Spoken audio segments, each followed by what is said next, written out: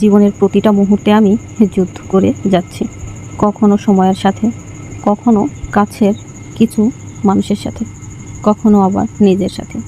এমন এক জায়গায় এসে দাঁড়িয়েছি, এখন আর কেউ নাই আমার। এমন হচ্ছে জীবনের সবথেকে কঠিন সময় পার করছি, তবে জীবন নিয়ে কোনো আফসোস নেই। আমিও দেখতে চাই আমি আমার ভাগ্যে আর ধৈর্যকে কতটুকু মানিয়ে নিতে পারি।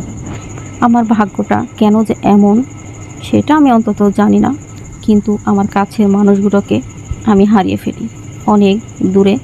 তারা আমাকে ছেড়ে চলে যায়। আমার কলিজার টুকরা, আমি চাইলেও তাকে কাছে রাখতে পারি না।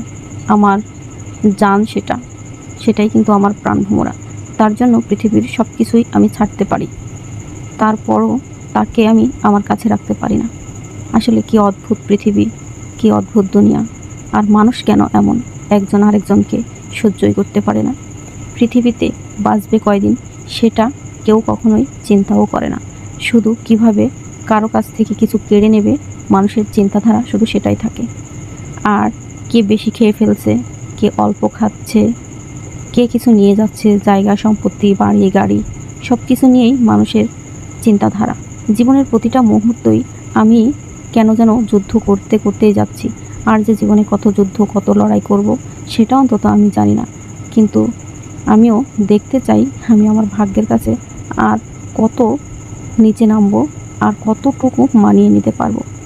আল্লাহ, আমি জানি না আমার ভাগ্যে তুমি আর কত কিছু লিখে রাখছো।